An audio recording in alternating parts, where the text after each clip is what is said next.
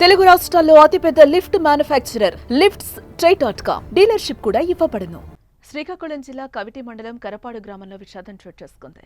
5 నెలల గర్భిణిని భర్త అతి కిరాతకంగా హతమార్చిన ఘటన స్థానికంగా కలకలం రేపింది.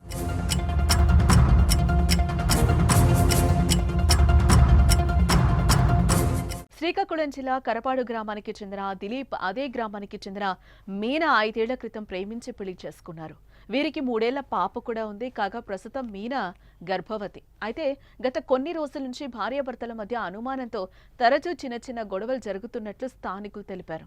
ఇదిలా ఉంటే గర్భవతైన మీనాను వైద్య పరీక్షల కోసం దిలీప్ ఆసుపత్రికి తీసుకుని వెళ్లాడు. వైద్య పరీక్షలు పూర్తి చేసుకుని ఇంటికి తిరిగి వస్తుండగా ఇద్దరి మధ్య ఏమైందో ఏమో గానీ ఊరి పొలిమేర వద్దకు రాగానే మీనా తలపై ఇనుపరాటతో బలంగా కొట్టడంతో తీవ్ర గాయాలతో ఘటనా స్థలంలోనే మీనా కుప్పకూలిపోయి మరణించింది. ఇక మీనా మృతితో 2 కుటుంబాల్లో విషాద ఛాయలు అలుముకున్నాయి.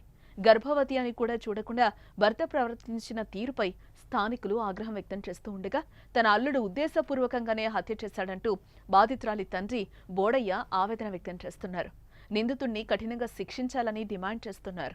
ఇక సమాచారంతో ఘటనా స్థలానికి చేరుకున్న పోలీసులు కేసు నమోదు చేసుకుని దర్యాప్తు చేస్తున్నారు.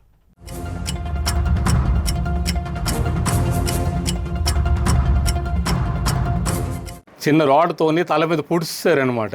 తల మీద పొడిచేయడము పూర్తి మొగమల రక్తం అయిపోయింది. కత్తితో ముక్కలు గంటలు చేస్తారు తలల్లా చేసి దాని తర్వాత మెడ పిసికేశారనమాట. గుంతుకు వెళ్ళి మాట రాదు.